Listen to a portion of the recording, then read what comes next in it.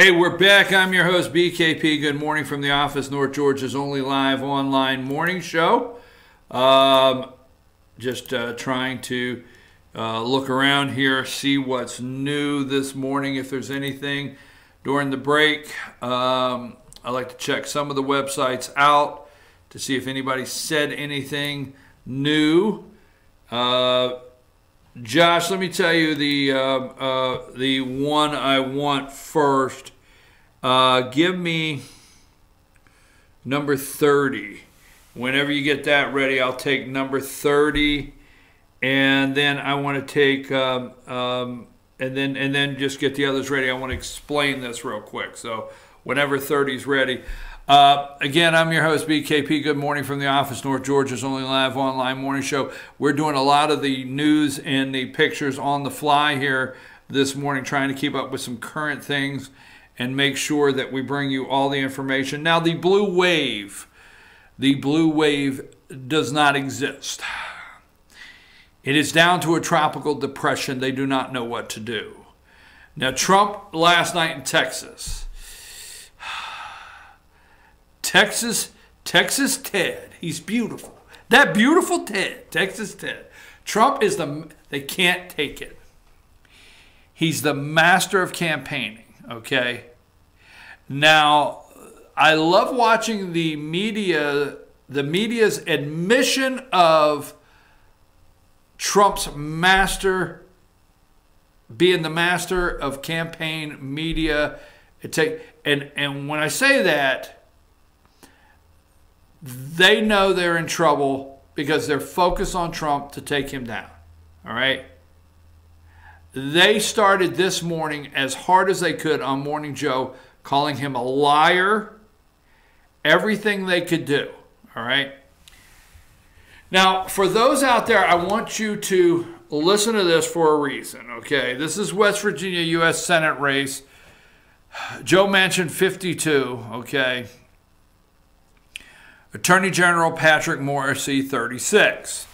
And I want to hedge, I want to get in front, okay, of any media talking about Trump's ability to win a race in a state like West Virginia.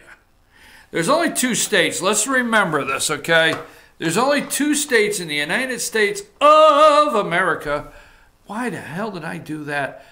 But there's only 2 states that every single county in the state turned red. And that would be Oklahoma and West Virginia. Now, I'm doing that by memory. You can check me. Oklahoma and West Virginia for Donald Trump. Donald Trump got both states, every county.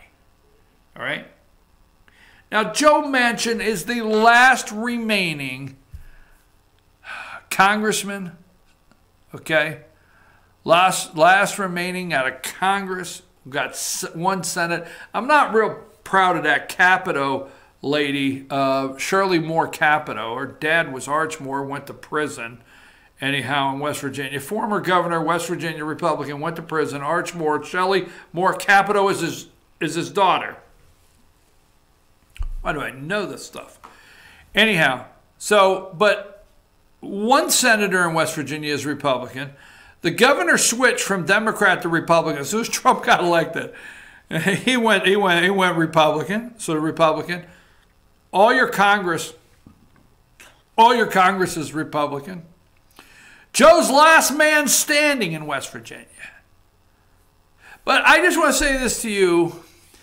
If you look at the last name Manchin, you don't quite understand that. And I'm okay with that. But I just want to head off the national media or anybody that says, hey, Trump has gone down there like twice for Patrick Morrisey, okay? Trump just went recently and campaigned for Patrick Morrisey, all right? And why is Patrick Morrisey in a red state that went 40 points, 36 points for Trump, okay? And every U.S. federal office is held by a Republican. Why is Patrick Morrisey only at 36%? And why is Joe Manchin beating the president at his own games in his state? Furthest thing from the truth. I just want that cleared up.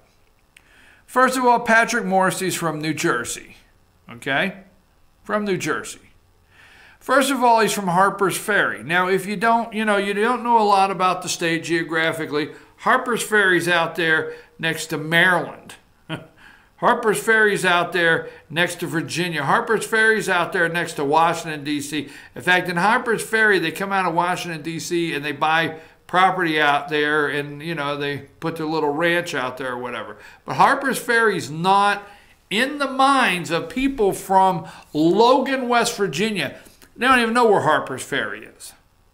So this guy from New Jersey lives at Harper's Ferry, West Virginia, the far arm, okay, out there on Interstate 81 that you drive through, 17 miles of it, West Virginia, that a lot of people just don't consider even part of the state. The guy is not known in the coal belt. So once you get into the state and you travel 50 there and you get close to Romney, West Virginia, and you head down into 50 there in the center of the real mountain region, and you start towards Charleston, and then you have that whole southern part of the state, Beckley, and then you go to Man, West Virginia, and Logan, and Oceana, and all those places down through there, okay? Manchin is the name. Has the history, period. Now, the only reason that Donald Trump went to West Virginia to campaign for Patrick Morrissey is so Joe Manchin would vote for Brett Kavanaugh. I mean, the only reason he went there, and he ratcheted it up, okay, on Joe Manchin, is for the vote on Kavanaugh. Now, I know people don't like this, but we're just talking politics. Let's get to the truth. Attorney General Patrick Morrissey is a nice guy. If Joe Manchin would not have voted for Kavanaugh, Patrick Morrissey may be leading in that race, 49-51, okay? But Manchin did what he had to do to be at 52 and him at 36. Now, would it be somewhat possible that Morrissey come back and win? I don't think so. I never was concerned about Manchin winning West Virginia outside the fact of voting for Kavanaugh. Now, my prediction, to have fun with it, as soon as Manchin is elected and he has that second 6-year term, he will then become a Republican. All right? That's my prediction, is Manchin will see the Republican have a 56. They probably have about 56 seats, maybe 57, 55, whatever, and he goes over and he becomes a Republican, is my thought. But I wanted to clear that up, that Patrick Morrissey Senate race, Joe Manchin in West Virginia, before the national media wanted to send you the narrative out there that this blue wave is for real, because the people of West Virginia are going to go for Joe Manchin over Patrick Morrissey, and Donald Trump couldn't even go into West Virginia and save Morrissey. Donald Trump went to West Virginia to get Brett Kavanaugh to be the next Supreme Court Justice of the United States. Period. Done deal. Now, let's look at, do you have number 29? Okay.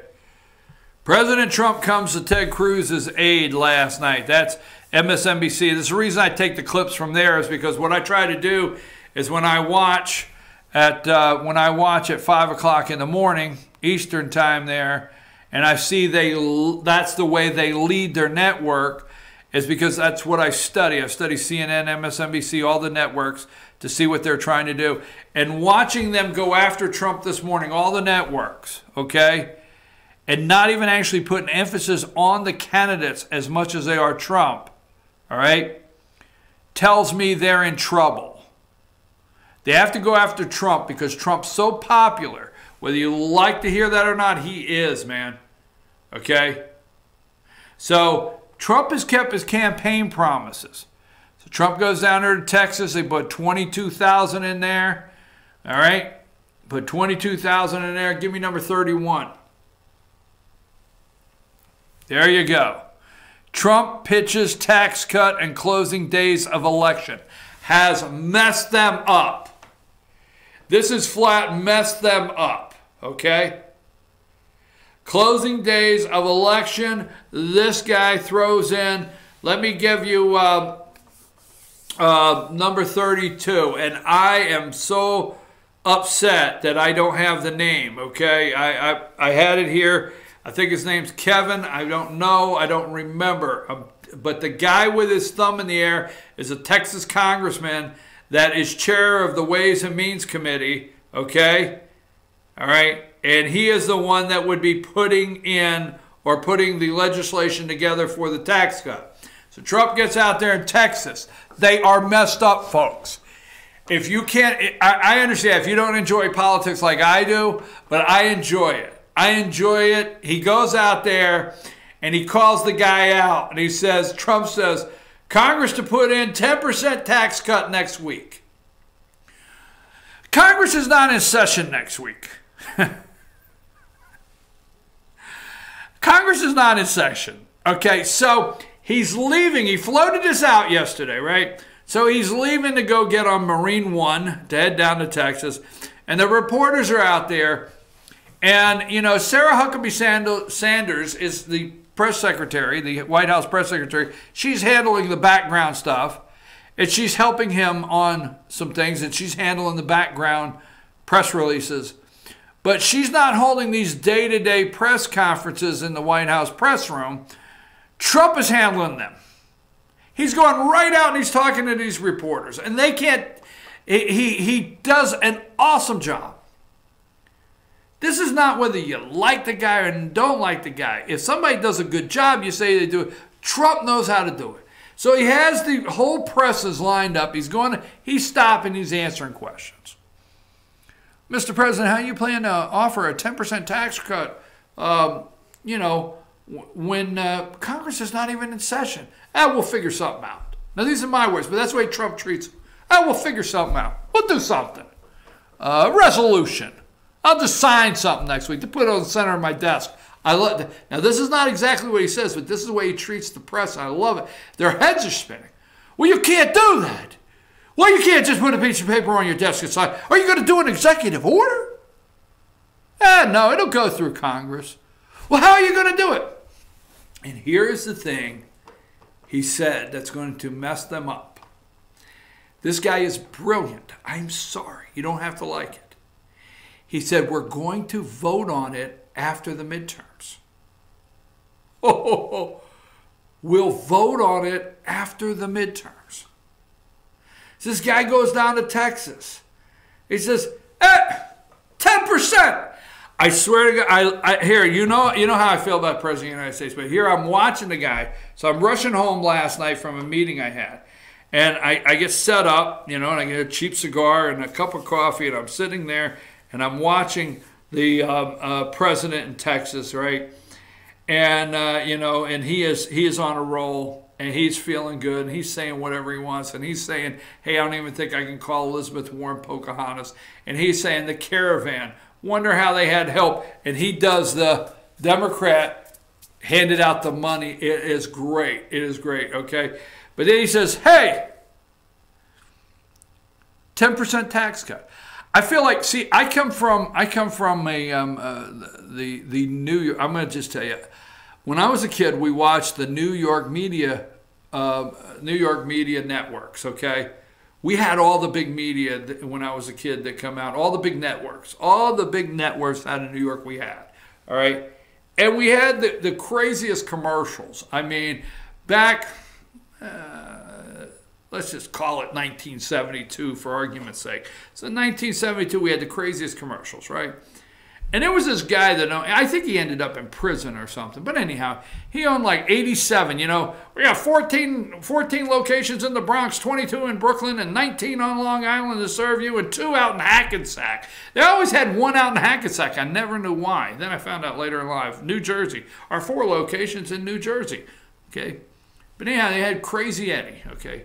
And Crazy Eddie was insane. And he's giving things away. And it's 10% off, and everything must go. This is off, that is off. Crazy Eddie is so crazy, he's giving things away. I am so sorry I'm not calling the President of the United States crazy, but last night, if you grew up in that market, Trump reminded me of Crazy Eddie, okay? He threw out the 10% off. And I'm thinking, I'm watching last night, I'm thinking, oh hell, you didn't just throw out 10%. I mean, he didn't throw out an 8.2%, you know. He didn't do like Paul Ryan. Paul Ryan come to the podium, well, we've done the math and we've considered that this and this, so we'll be able to give a 6.3782 decrease at this time during this quarter. Trump comes out, 10% off your taxes. Just take it. Holy, I'm thinking, oh my God. Then the media is freaking out. What do we do with this? What do we do with this? The guy's offering 10% off.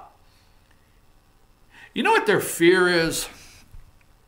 He's keeping all of his promises. That's his fear. That's their fear. He's kept all of his promises. Well, why is it their fear? Because Ron DeSantis' opponent, Gilliam, wants a free lunch. He wants you to pay for it. He wants to give Medicare for all. He wants socialism. He wants you to pay for it. Ron Gilliam in Florida said he will take the money from the top 3 corporations. He wants you to pay for it. Okay? Stacey Abrams. The list goes all around the country. Socialism, Beto. Francis O'Rourke down there. Okay? All the socialists, they want you to pay for it. Okay? This guy's the only one that came out and said, hey, I'll give you 10% off. Well, now you have my, this guy over here.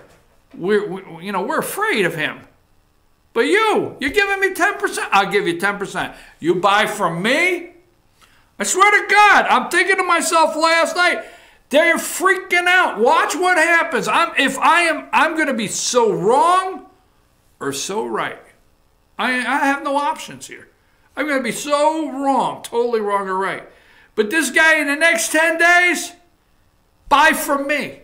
Hey, whatever my competitor's doing, I'll give you 10% off.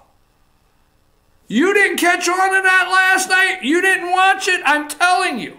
And here's the thing is voters are thinking, well, hell, I did get a tax cut. I'm getting that extra $18.50 a week in my paycheck, $18.50 a week, and we've been going to see an extra movie, 2 extra movies a month, and we bought a washer and dryer and the new one because the other one was bouncing and everything. Guy's keeping his word. He probably will keep his word on this. I'm going to go with the 10%. Alex, I'm going to go with curtain number 2. I'm going with the guy that's giving me 10% off.